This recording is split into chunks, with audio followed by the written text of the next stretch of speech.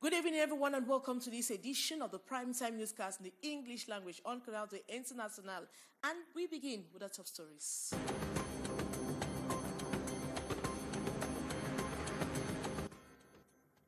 Some 6 persons out of 8 have died after consuming corn fufu last Monday, August 23, 2024. The tragedy occurred at Golambele village, some 10 kilometers from Dimako East, a region of the country.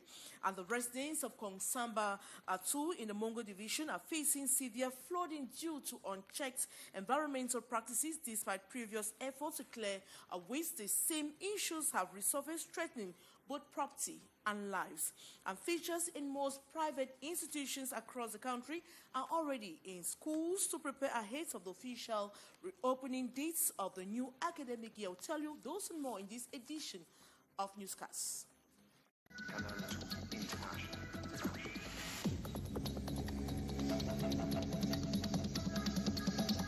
Canal International.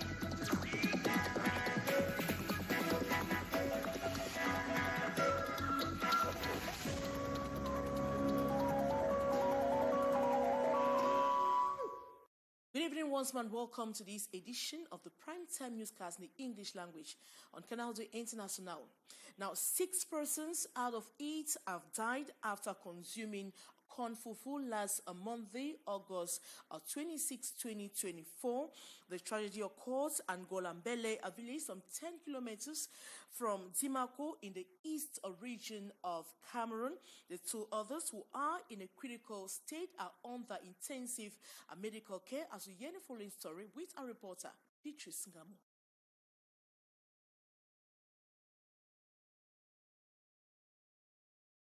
The story goes that once the corn fufu was ready, served, and eaten, the effect was very fast. Instant vomiting and diarrhea, and that is how heads started falling. Children and mother, 6 in number. That is 6 deaths out of 8 persons who consumed the same meal. We found the dead bodies and the 2 victims in very critical state. They are in hospital till this date, receiving medical attention. Free medical attention, the father of the house, 72 years, and his younger brother, 62, are receiving. And the prognostic is good. Chances they will come out of the situation. The food poisoning, according to hospital report, due to vomiting, diarrhea, and others, many feel is from the corn, which must have been contaminated. This especially as the 2 people who only ate the soup showed no sign of any problem. Since that fateful Monday, August the 26th, the village of Ngolambele, some 10 kilometers from Dimako East region of Cameroon, still live in fear. The house has been sealed.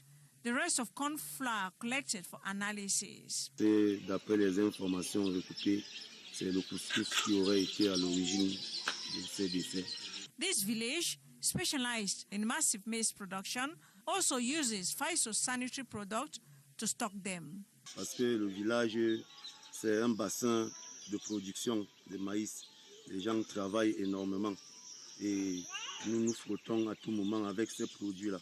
As the precautionary measures like investigations are ongoing, the villagers are still doubting if it is food poisoning or poison.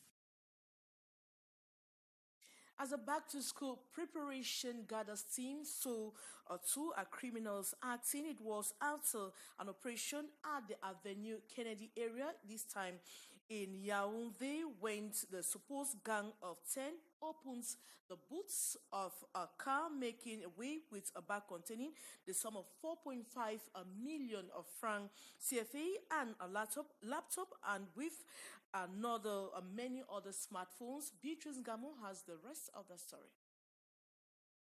No day goes by without reports of cases of snatching, theft, car burglary, and many in the capital city, Yaoundé. With the back-to-school preparation, this phenomenon have multiplied, leaving their victims in desperate situations. Last week, Friday, this man stopped at Avenue Kennedy for a financial transaction, and they got him. Parking, they came asking to wash his car. As they always do, he refused, closed car, and left. After 1 hour, I come back to my car. I've seen that in the back of the car, my 2 bags have disappeared. So I've not seen anything what I left in my car. A big catch they had that day: money and articles. It was about 4.5 millions in the first bag, and in the second bag, it was many smartphones. For about 4 hours, he was lost, in total shock and disbelief, seeing his all gone. It was really difficult, and my spirit was already gone, so it was really difficult for me. He then informed the first gendarmerie region. An investigation was opened.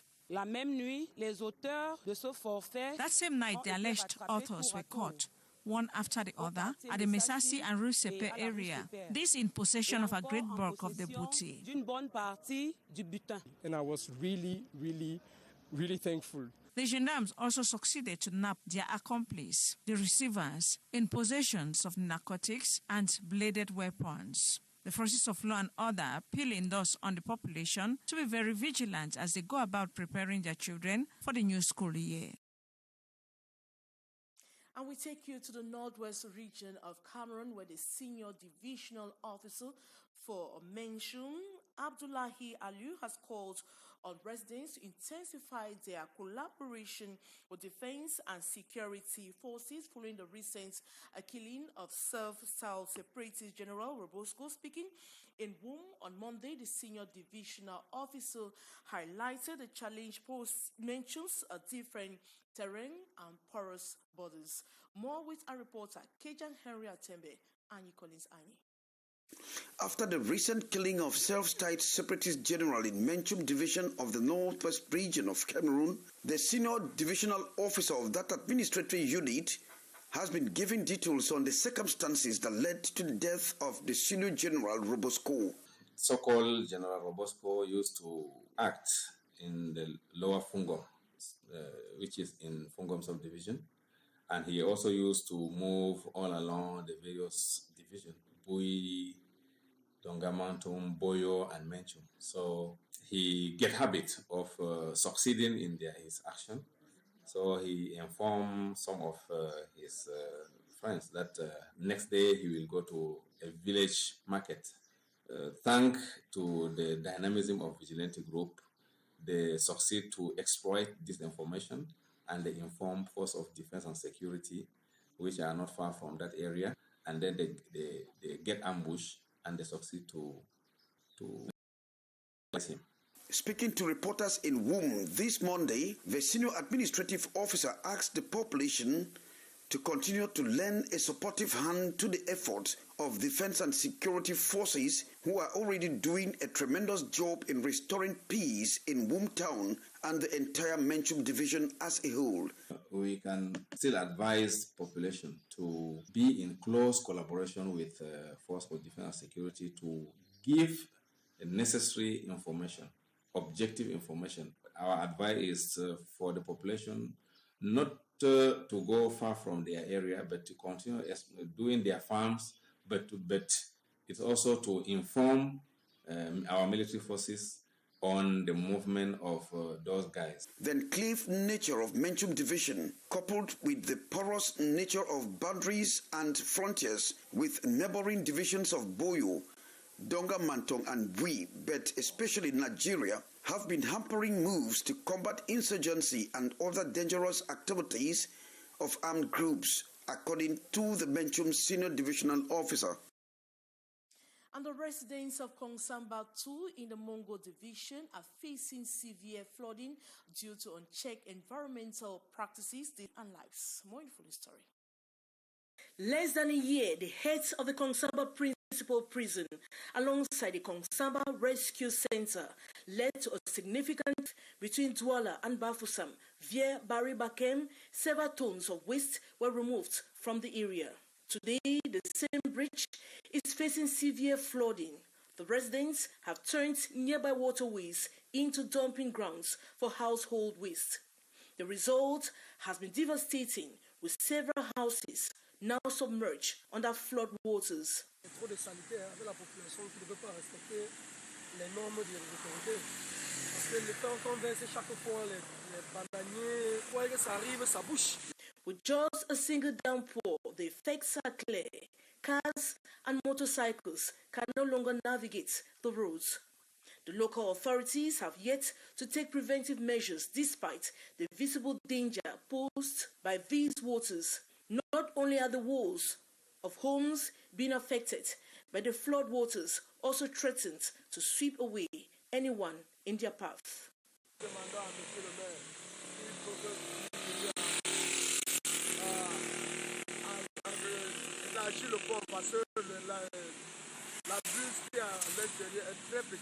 Inhabitants have disclosed the situation demands urgent attention.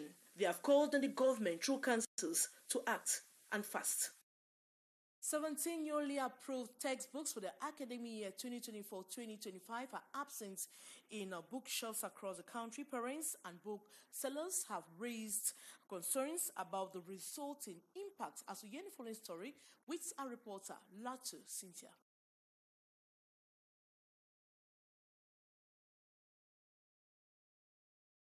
17 newly approved textbooks for this academic year are still absent on the bookshelves. Nous pouvons chiffrer à 40% de livres qui manquent encore sur le marché.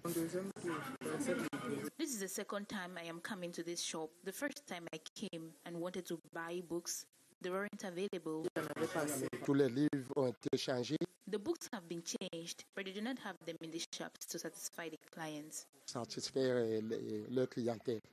President of the National Union of Booksellers and Stationers of Cameroon, Apollinaire Ngassar, explains the reasons behind the scarcity. Déjà la sortie tardive des listes, parce que it was in April that the book list of secondary education was published, while that of basic education was published in July.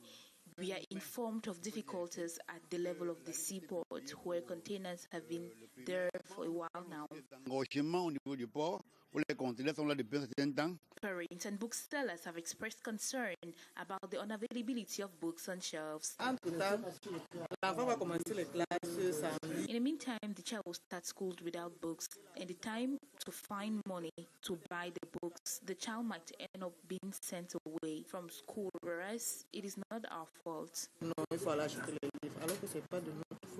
Unavailable books in bookshops include biology textbook for Form 3, 4 and 5, geography textbook for Form 1, French textbook for 6e, and mathematics textbooks for 7km, amongst others. And as the new academic year approaches, the mandatory PTA fees in public secondary schools have become a contagious issue despite the government capping the fees at 25,000 francs CFA per student. Tensions remain high between parents and school administrators, as we hear in the following story.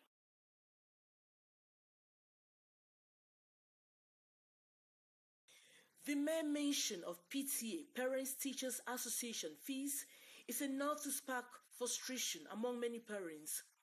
In public secondary schools across the country, these fees are mandatory and are currently set at a maximum of 25,000 francs CFA per student, a figure recently endorsed by the Ministry of Secondary Education. When we get here, we are told there are bills for building blocks and other things. This is called PTA. This is where the problem is. 25,000 francs in secondary schools. It is not easy for parents. We used to pay 10,000 francs and we are proud about it. However, for parents with more than 3 children enrolled in the same school, this financial burden is particularly heavy given the ongoing economic challenges faced by many households. If a parent has, for instance, 5 children in the same school, he will have to spend 125,000 francs for his 5 children. You see that with the hard times in Cameroon, we try, but it is not productive. At Government High School, Mongo Joseph in Douala, the PTA fees are non-negotiable.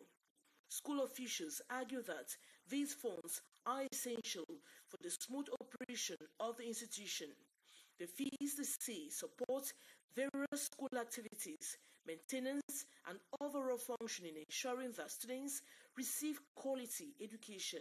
The government in this present context cannot provide all the teachers in the face of the challenges that we all know. Parents assist in solving this burden by paying the PTA. Ces charges à travers les frais d'APE. A quick glance at the enrollment process posted on the school's notice boards underscores the importance of these fees. At step 2, it is clearly stated, pay your PTA fees plus examination fees for students in their first and final years.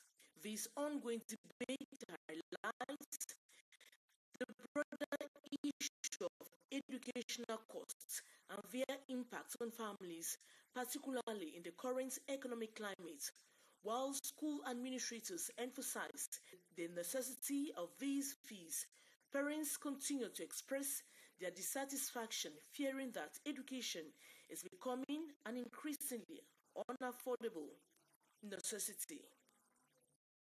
And teachers in most private institutions across the country are already in school to prepare for the upcoming academic year come September 9, 2024, while some at the moment are holding pedagogic seminars to improve on their knowledge and teaching skills. Others are still at home or still struggling to ensure that they keep classrooms clean and the environment.